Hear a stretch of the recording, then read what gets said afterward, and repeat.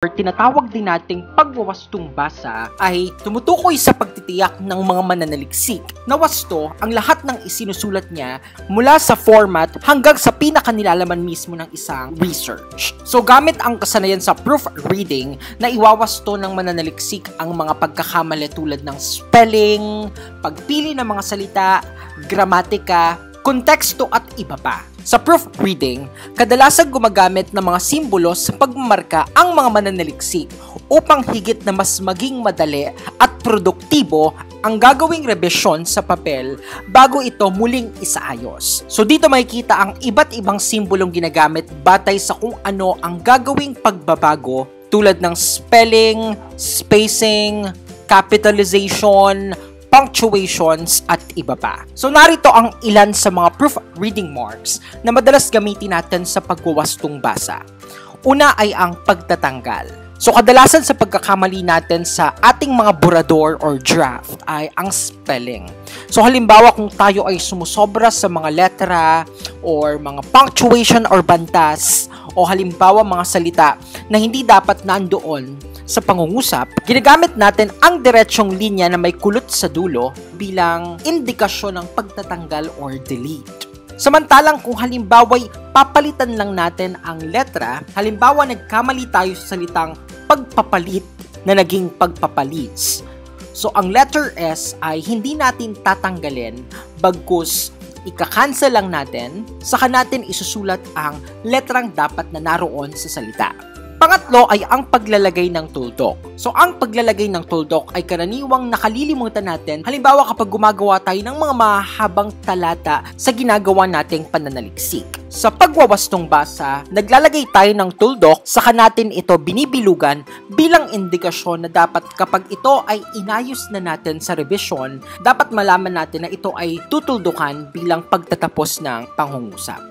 Samantalang kapag halimbawa'y kuwit naman ang nakalilimutan natin, tayo ay naglalagay ng insert sign na hugis embudo, saka natin ilalagay ang kuwit bilang indikasyon na dapat sa susunod na revisyon na gagawin natin, ito ay may kuwit sa pangungusap. Panglima ay ang paglalagay ng space. So kadalasan sa mga nagiging pagkakamali natin kapag tayo ay gumagawa ng draft, lalo kung tayo ay gumagamit ng computer, ang pag-automate ng mga salita ay ang hindi may iwasan na pagkakamali sa spacing. So kung tayo ay nagkulang sa spacing halimbawa sa dalawang salitang nagdikit, tayo ay naglalagay ng insert sign katulad ng sa kuwit, insert sign, hugis embudo, saka natin dinadagdagan ng hashtag symbol or ng number sign bilang indikasyon ng paglalagay ng spacing. Pang-anim naman ay ang capitalization. So mahalaga din sa pananaliksik ang wastong capitalization ng mga salita kung kailan lang dapat ginagamit ang malalaki at maliliit na letra. So sa pag-iindika ng capitalization, halimbawa ang salitang caps ay ginamit natin bilang unang salita ng pangungusap. So dapat ang C ay nasa malaking letra. Upang gawing uppercase ang letter C, gumagamit tayo ng tatlong linya, saka naglalagay tayo ng notation na caps at binibilugan natin ito na dapat sa susunod na revision ito ay nakamalaking letra na or naka-uppercase na. Samantalang kung ito naman ay gagawin nating lowercase, halimbawa sa salitang lower caps, ang letter S sa dulo ng salita ay dapat nakasulat sa maliit na titik, gumagamit tayo ng cancel sign, saka natin isinusulat ang notation na LC tapos ito'y binibilugan bilang indikasyon na dapat sa susunod na revision ito ay dapat nasa maliit na letra na ang capitalization. Pangwalo ay ang italicization. So mahalaga sa paggawa natin ng pananaliksik, lalo sa Filipinong pananaliksik, ang paggamit ng italic. Gumagamit tayo ng italicization kapag halimbawa tayo ay may mga salita na hindi na isasalin or nababaybay sa Filipino tulad ng mga technical o mga banyagang salita na walang direktang katumbas sa Filipino. Upang ma-italic i-italicize ang isang salita, tayo ay gumagamit ng diretsyong linya or salungguhit sa ilalim ng salita, saka natin dinadagdagan ng notation na ital at ito'y binibilugan bilang indikasyon na dapat sa susunod na rebisyon ito ay naka-italic na. Pangsyam ay ang paggamit natin ng boldface.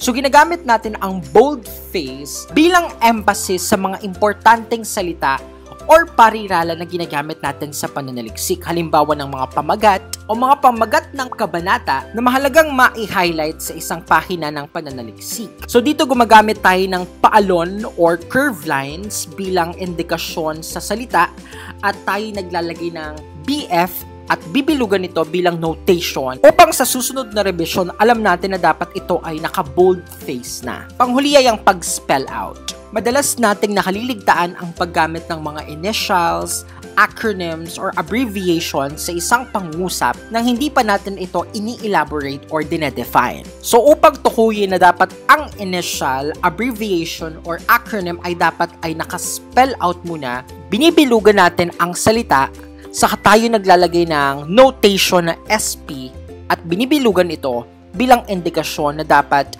ito ay nakabaybay or nakaspell out bago natin ito magamit sa mga susunod na pangusap ng hindi na kailangan pang baybayin.